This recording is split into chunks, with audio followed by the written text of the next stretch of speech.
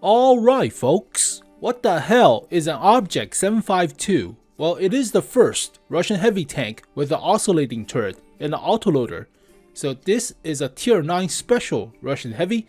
It's not been categorized as a battle pass or premium tank, so no large infinite repair kit or premium status. So for now, it has been collecting dust for about 2 years now since the debut on the Super Test server, but it is going to be coming on the console version of World of Tanks and likely Blitz version, but PC version, PC Master Race already has it for like 2 years now, so who the hell knows. But Battle Pass 2022 has not been announced, so we do need 2 tier 9s for candidates of Battle Pass, so we'll see. But it is an oscillating turret, as you can see.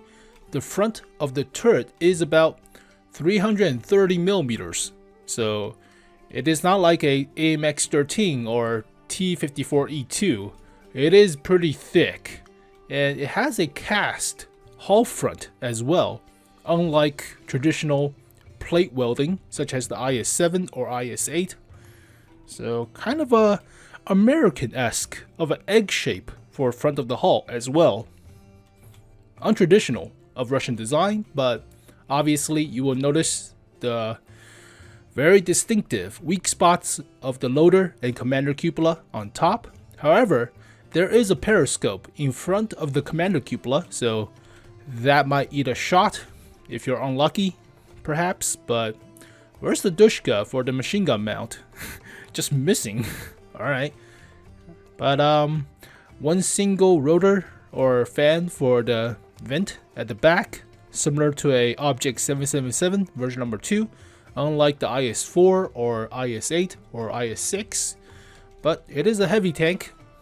Yeah, it has an autoloader too.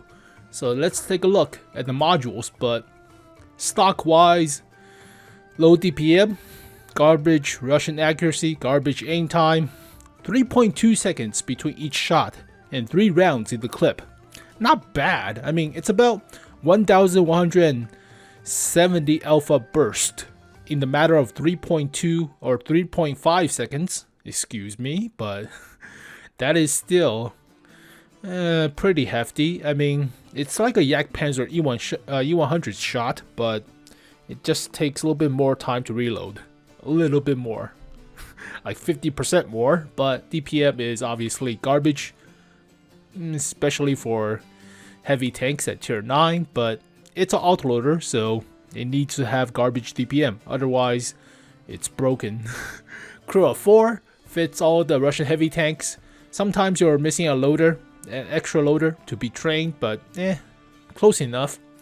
But let's take a look at the firepower with a 100% crew. So commander bonus with the 100% crew is 0.4 accuracy, 1800 DPM, 3.26 aim time, so garbage Russian stats mostly, but it does have 8 degrees of gun depression, which is especially surprising for an oscillating turret. However, you cannot aim the gun upwards, only 11.7 degrees of gun elevation. That is pretty bad. So shooting on a reverse hill, well, if you're going down a hill, you cannot point the gun upwards, which is a problem. For vehicles like the Manticore, it's a big problem. Turret traverse speed, 26 degrees per second. Fast, heavy tanks, not like the super heavies. It's good enough, but 32.6 seconds of reload for the magazine, 3.2 seconds between each shot, 3 rounds. And penetration is 248, which is average for a tier 9. Nothing to write home about, but 390 alpha, a little bit below the 440 that you're used to on the IS-8 or the T-10 heavy tank or the STI or Object 705. I think also the IS-3-2 also used about the same gun in terms. No, it doesn't have the 440 alpha. It has only 390. So blah. But let's take a look at the shell velocity as well as the dispersion factors. So AP round for standard. Shell velocity, kind of slowish. It's okay, it's bearable, but only 860, so might lead your shot a little bit more, but then again, you're not supposed to snipe with this gun, so don't compensate too much. But APCR with 318mm of pin for gold shell. Shell velocity is still somewhat slow for APCR round, sub 1000 meter per second, but try to lead your shot, I guess. But dispersion factor while moving the tank is kind of garbage. 0.26 for moving and 0.24 for traversing of the hull. Bad. That is bad. So I mean, it's a little bit comparable to a 777 version number 2, but it's still kind of worse. So 0.2 is already pretty bad, but it's not as bad as 0.26. It's not as bad as a WZ-114. Of course it's not, but don't move the tank and shoot at the same time. That's pretty much what you have to learn from garbage guns. You cannot hit a target while moving, practically. But 777 version number 2 has better aim time, and obviously slightly better DPM, and better alpha. Okay, whatever. It's a single shot, so it doesn't have the burst, but has 10 more meters, or millimeters of penetration as well. Oh well, I mean, you already have this thing, so this will likely be at a discount for tokens if it's battle pass. So obviously newer tanks will get more expensive compared to previous years battle pass tier 9s, but who knows. And it doesn't always get 8 degrees of gun depression. You get 8 at the front, but the engine block blocks it. Only have 4 degrees at the back, so it's not universal 8 degrees of gun depression. Be wary of that. So if you're getting flanked at the back, you cannot aim your gun downwards, only 4 degrees. So engine block, obviously a hamper in that case, but oh well. So let's take a look at the armor. So it has armor, 1750 health, which is good for an autoloader. You're quite chunky, but 195 at the hull front and 330 for the turret front. But what is the actual armor specifically? So front of the turret is 370 effective. Holy crap, 340, 370, rounded to 390 to auto bounce. Don't even think about it. It is a tough, it is a very tough oscillating structure for the front of the turret. Holy crap. Mantlet is also thick, 330. The crevice between the gun and the shield is 300 or so, 240 rounded. Yeah, you're not pinning. I don't think you might be able to pin with most of the gold shell, other than the Jagdpanzer E100s. 420 Blazed high explosive in the tank. So that's the only shell that might likely go through the turret front. Otherwise, most of the gold shell from top tier guns will, pretty much bounce. Upper plate 215 rounded backwards into egg shape or rounded cash shape. So about 250 millimeters effective to 220. Auto bounce zones, obviously. The crevice, the weld for the top and the lower plate are 275 to 250. Holy crap! So they reinforced the welding aspect between the upper plate and lower plate. So upper plate is only 215, lower plate 152. So don't shoot the crevice or the beak, if you will, of the hull. That is very thick. Holy crap. You do have crevices of 30 millimeter for the hull roof. So that will be auto pinned by large caliber guns if the vehicles are taller than the 752. And for most of the time, they will be. So vehicles like M103s or E75s, they will aim downwards into your hull roof and they will pin. So just keep at a distance. Don't usually face hug. And even if they can't aim downwards into the hull, they can shoot at your cupola. And both cupolas are pretty big. So they're about 190 flat to rounded aspects of 200. You'll get pinned from all the guns other than light tanks. Hull roof 35. you'll get pinned or overmatched with large guns like the E100 or AMX M4 54. They're tall enough to overmatch the hull roof, and only 30 is not great. So side armor is 140, which is surprisingly thick, but it's 70, 45 between the tracks, 55 a little bit above the tracks, 65 to 70 between the hull and the tracks, or above the hull and the tracks, or above the tracks. What the hell am I talking about? 85 for rounded aspects above the tracks, with 20 millimeters of space armor. It actually has space armor too. Wonderful. So side scraping like this with about, say, 30 degrees, it's 270 millimeters effective. So it's not bad at side scraping too. It's good at hull down. Other than the Cupolas, it's good at side scraping. Unless you expose the frontal parts of your road wheels or hull, then it's only about 220. But still, that will throw a lot of shots. So it's unlike the T10 heavy tank or IS-3 in some sense, because they usually don't have 140 to 75 to 90 millimeters with space armor at the sides, so they cannot really side scrape compared to this vehicle. Surprising. Alright. But obviously for the rear, no armor whatsoever. 80. Engine deck, 25. It's not even 35 or 40. It's only 25. Top of the roof, 25. Oh, oscillation part at the back of the turret, 80. You'll get artillery shelled, so don't stay still. But it is relatively a small target. Oh, not really. It's a smaller heavy tank, quote unquote, than a usual big, large, chunky heavy tank. And there are obviously rounded aspects, such as this part right here, where it's 260 to 240. So sometimes when you're shooting at the back of the turret, you get trolled. The rounded aspect of the oscillation part of the turret, it's what's trolling your shot. Holy crap. There are parts that are 325 from the sides that where you jam your shell to this part of the turret, doesn't pin. And you're wondering what the hell is going wrong with your shells, but that's 240 rounded inwards into 300 millimeters effective. There are so many troll aspects of this vehicle. Why is it 275 for the back roller? Like, what the hell is armor plating so thick on this area? What the hell you're protecting? Jesus. Like, there are aspects of the support for the side armor that are 140 with 20 millimeters of space armor.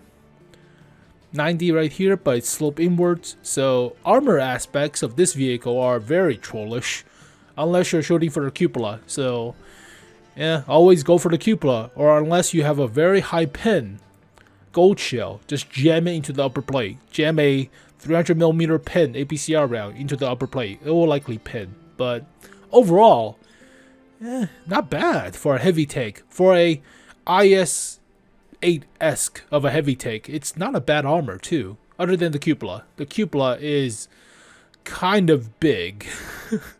Mobility wise, weighs about 45 tons, about 14 horsepower per ton ratio, 40 kilometers per hour top speed, 12 reverse, above average hull traverse, so that's good. But terrain resistance wise, not bad. Not bad for a heavy. It's the same as a 777, I think. Yep, it's the same as a 777. Yeah, it used different tank stats, but 0.96 for hard is actually pretty good for a heavy tank. So it is comparable to a large medium tank, such as a Patton or Centurion, but not a bad terrain resistance after all. And 14 horsepower per ton ratio is also decent enough. So you could put turbocharger if you're crazy, but it's likely vents. Vertical stabilizer. You could go with improved aiming or turbocharger, one of which. You don't need additional grousers, you don't need that. Turbocharger will put it to about 15 horsepower per ton ratio with about 44 kilometers per hour top speed. So might be a turbocharger. So this could be played as a Russian VZ55 in a sense at tier 9, or the Shkoda T51 or whatever that thing is called, but I forgot the name, so whatever. Concealment, not bad for a heavy tank. It's close to a large medium. Alright. Spotting, 380. It could be better, but it's Russian. So let's take a look at the comparison with other tier 9 Russian heavy tanks. I should put the Shkoda, whatever the hell, heavy tank right here, because I forgot.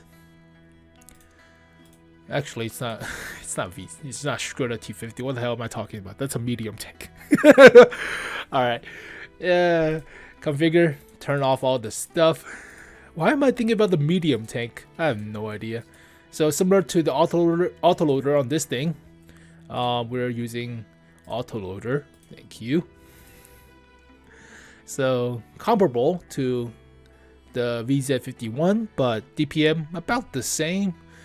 Armor wise, I think the turret armor on the VZ51 is better, but the hull armor is obviously better on the 752. DPM is about the same between the two vehicles. It has less health. Oh, I thought it has above average health. Never mind, it has below average health. Slap me in the face, why don't you? Horsepower per ton ratio about the same. VZ has better top speed and better reverse speed. Alright. Penetration about the same. It has better alpha for the VZ51, but in all honesty, this is not meant to be played as a autoloader. I found the autoloader is not as effective as a single shot because you have the turret armor without the weak spot of the commander cupola.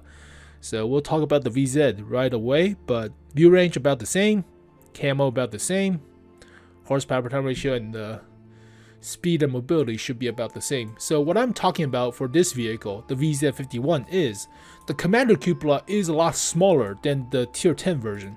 As you can see right here, it's a lot bigger for the VZ55 as well as the Shkoda T56. The commander cupolas are a lot bigger, but for the VZ51, it's a lot smaller. So you could play this vehicle more like a traditional IS-8 or T10. So you don't have to rely on moving back and forth to throw off the shots.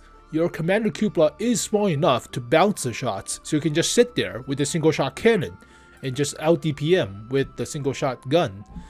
But unlike this vehicle, the 752 doesn't have the cupola armor to do that, so you have to move back and forth and jiggle around. But if this is a premium, I think it will be pretty good. But otherwise, if it's battle pass, then everybody will get it, so no question asked if you play battle pass, obviously, or if you grind the battle pass. But how much would I rate this thing? Well, I don't know. Overall, it's the same. It's mostly the same as a VZ51, comparable to the Czech heavy tank, but just the cupola armor. That's the only thing about this tank. If it doesn't have it, obviously it will be pretty good. Even though it has garbage DPM and garbage accuracy and garbage aim time, yeah, it has a large alpha burst.